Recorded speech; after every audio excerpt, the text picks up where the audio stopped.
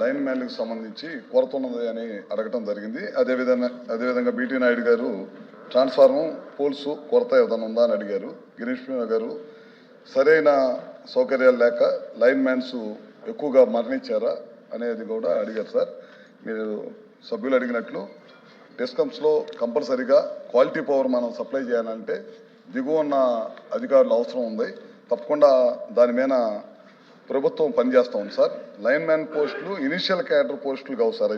అవి junior lineman నుంచి promotion ద్వారా ఫుల్ అవుతాయి సార్. అది అన్ఇంటరప్టెడ్ పవర్ సప్లై మరియు రిజిస్టరేషన్ పనుల కోసం అవుట్సోర్సింగ్ కాంట్రాక్ట్ స్టాఫ్ను కూడా నియమించుకోవడం జరిగింది.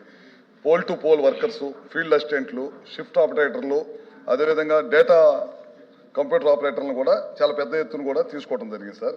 రెగ్యులర్ మెయింటెనెన్స్ పనులు, సిస్టమ్ స్ట్రెంథనింగ్ పనులు, feeder bifurcation, RDSS load enhancement and voltage improvement పనుల కింద న్యూ చేస్తున్నాం సార్ ఇప్పుడు.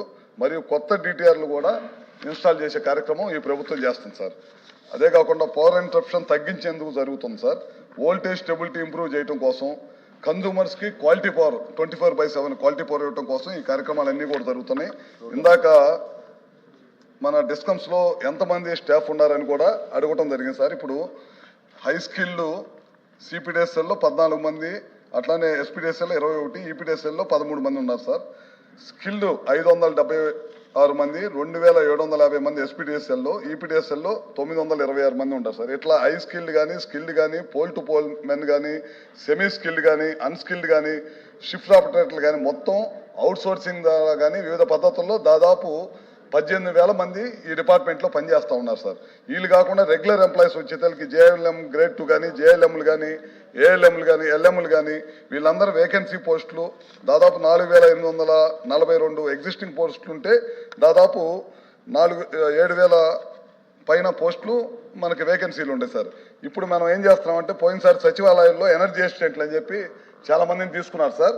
వాళ్ళందరం కూడా దాదాపు 5,585 మందిని మా డిపార్ట్మెంట్లోకి తీసుకొని వీళ్ళకి మళ్ళీ కూడా సెంటర్ ఆఫ్ ఎక్సలెన్స్ అని మనం వైజాగ్లో ట్రైనింగ్ సెంటర్ పెట్టాను. ఆ ట్రైనింగ్ సెంటర్కి తీసుకెళ్ళి వీళ్ళందరినీ కూడా ట్రైనింగ్ చేసి రాబోయే రోజుల్లో గ్రౌండ్ లెవెల్లో ఏమాత్రం కూడా ఇబ్బంది ఉండకుండా, మరణాలు లేకుండా ఉండడం కోసం వీళ్ళందరికీ ట్రైనింగ్ ఇచ్చి వీళ్ళందరినీ కనుక నియమించుకుంటే కనుక తప్పకుండా 75% పైన పోస్టులు ఫుల్ అవుతాయి సార్.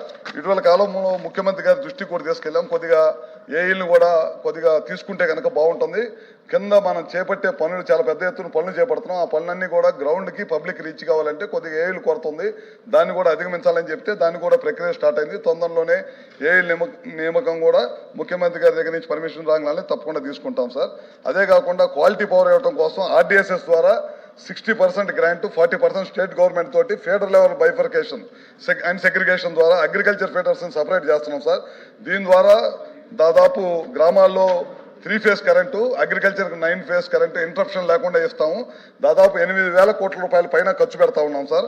65% నుంచి 75% పనులు ఇప్పటికే పూర్తి అయిపోయినాయి. తొందరలోనే ఏప్రిల్ నాటికి పూర్తిగా 100% పనులు కంప్లీట్ చేయాలనే దానికోసం పనిచేస్తూ ఉన్నాం సార్. అదే కనుక విశాఖపట్నం లాంటి చోట ఎప్పుడు తుఫాన్లు వచ్చినా సరే ఇబ్బంది జరుగుతుందని చెప్పి అండర్ గ్రౌండ్ కేబులింగ్ ద్వారా ఆ ఏరియాలో కూడా మొత్తం ఈ విధంగా చేస్తున్నాం సార్. ఇటీవల కాలంలో ఫ్లడ్స్ వచ్చినప్పుడు కూడా మా డిపార్ట్మెంట్కి సంబంధించిన మెన్ అంతా కూడా డిస్కమ్లు అనే పరిధి లేకుండా ఎక్కడ ఫ్లడ్స్ వస్తే అక్కడికి వెళ్ళి 24 గంటలు పనిచేసి ఇటీవల కాలంలో వైజాగ్లో కానీ లేకపోతే విజయవాడలో కానీ ఎక్కడ ఫ్లడ్స్ వచ్చినా సరే పనిచేసి 24 గంటలు రీస్టోర్ చేసే కార్యక్రమం కూడా చేస్తున్నామని చెప్పి కూడా తెలియజేసుకుంటూ ఖచ్చితంగా తొందరలోనే ఈ ఎక్కడైతే లైన్ మ్యాన్లు కానీ మిగతా డిపార్ట్మెంట్కి సంబంధించిన కొరత ఉందో వాటిని అన్నింటిని కూడా ప్రభుత్వం సరైన టైంలో నియమించుకోవడానికి ప్రయత్నం చేస్తాం సార్. Thank you.